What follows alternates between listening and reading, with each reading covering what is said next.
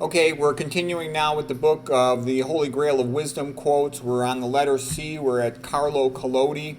He lived from 1826 to 1890. He is the author of the greatest Italian book, Pinocchio. And it's called The Bildungsroman, meaning it's a story of coming of age, of a man growing up from being an adolescent teenager to becoming an adult. Pinocchio is a magnificent book. The best version of it is the Roberto Innocenti masterpiece. The illustrations are fantastic. It's a beautiful book. I love this book. And if you know people from Italy, they will love this book for a good reason. They're proud of it. It's so great. So Pinocchio basically has a heart of gold. He's a good guy. Geppetto, his father, loves him. Geppetto made him, out of wood and always wished that he could have a real son. And when Pinocchio's young, he's irresponsible. He's basically a jerk. He's always getting into mischief, hanging around with the bad boys. And he continues to disobey Geppetto and to not be responsible. And when he's with the bad boys, he actually gets turned into a jackass. And he gets the big ears like a donkey. And the man who purchased him had him working in a circus, but then he injured his ankle and they were going to throw him over a cliff and drown him. Okay, but luckily he escaped, and the lady with the blue hair saved him. And the wonderful thing about it is Pinocchio starts to realize what a jerk he's been, and he starts to realize what matters, to care about his father Geppetto, and his mother is really the lady with the blue hair, which is really a symbol of the Virgin Mary. And what I think is beautiful too is when Geppetto's in trouble, Geppetto's out looking for Pinocchio and he gets swallowed by a fish. There's a lot of biblical echoes, Geppetto being swallowed by a fish, like like Jonah swallowed by a whale. And what I really like too is the symbolism of Pinocchio saving Geppetto, and that totally reminds me of Aeneas at burning Troy saving Anchises, his father, when they're escaping from Rome after Rome had been burned down. And the symbolism is basically the father, helped the son to grow up, and now the son helps the father, and that it's the duty of a young man to preserve his father, to preserve his culture, to preserve his civilization. Get it? Western civilization. So, again, Pinocchio saving Geppetto is like Anchises being saved by his son Aeneas. Okay, it's actually beautiful, and I'm telling you, you read the book, it's beautiful.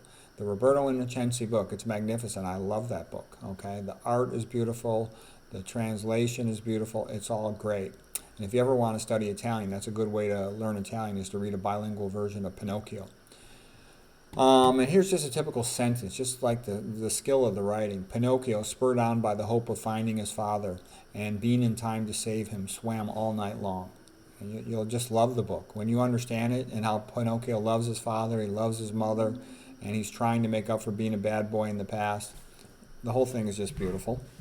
Okay, the next person we're going to talk about is Chuck Colson, or Charles Chuck Colson. So he's a guy who was a lawyer who had worked for Nixon. And Chuck Colson spent some time in prison after the whole Watergate business.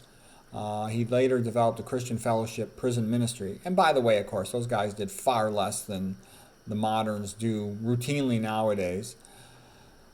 Okay, well anyways, he became a born-again Christian. He wrote several books. He was a bright guy.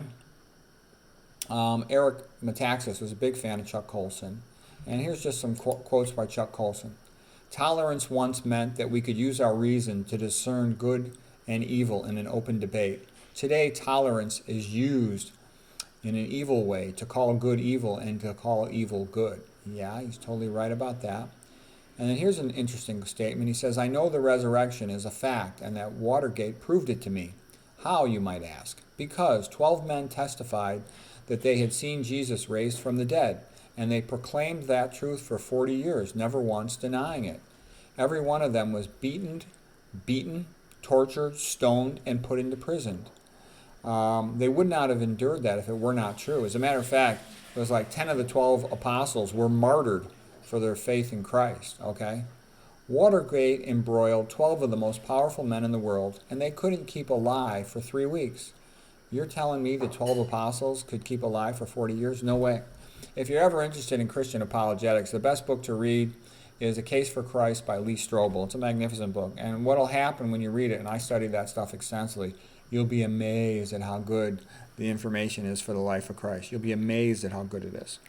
Okay, so that's it for Chuck Colson. Just sort of one random quote in here from C.C. Colton. He says, expect not praise without envy until you are dead." Okay, so that's it for today. I hope that was interesting or helpful to you.